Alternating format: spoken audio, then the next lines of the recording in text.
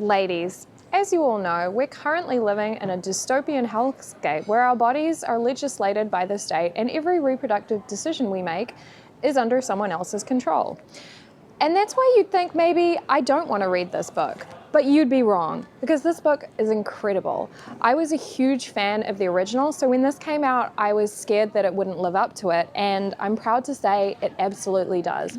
This novel is Atwood at her best. She blends together dystopia, fantasy, sci-fi, and incredibly deep and layered, complex characters to create a narrative that is as enjoyable as it is horrifying. I highly recommend this book, and if you're a man and you haven't read it, how dare you? May the Lord open. Red, White and Royal Blue is probably my favourite rom-com of this year. It's incredibly heartwarming that all I want to do is hug it, and everyone should own it. The son of the US president and the Prince of Wales meet and fall in love, and it's the beautiful hate to love trope that everyone is obsessed with, including myself, and you should 100% read it. That's mine! The Eighth Life by Nino Haratischvili is a saga of a Georgian family against the backdrop of historic events during the Russian Revolution. It's the most moving novel I read this year. Rich, unforgettable experience.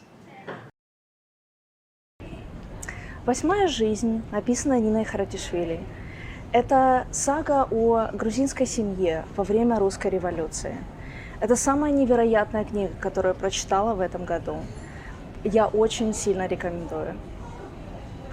So, The Night Circus by Erin Morgenstern is my absolute favourite book, and I genuinely didn't think she could do better, but The Starless Sea might actually be. It's such a great book. You're involved in it personally, you're invested in the story. There's great magic, there's great storytelling, and just, for a book lover, it's a must.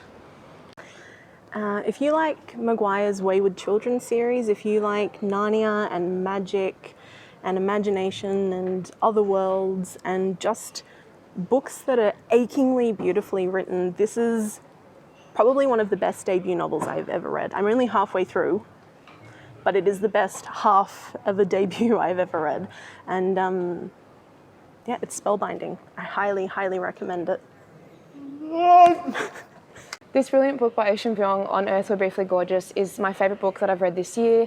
It's a brilliant story that it follows main character, a little dog, as he looks back at his family history and kind of tries to make sense of his relationship to his mother, which is very complex. It's beautiful, it's so well written, you absolutely have to read it. I'm recommending the new annotated H.P. Lovecraft, Beyond Arkham, because it's absolutely fantastic. It's got a delicious cover. It is full of beautiful pictures that show Lovecraft's inspiration and just lots of information about the stories and where he got his ideas.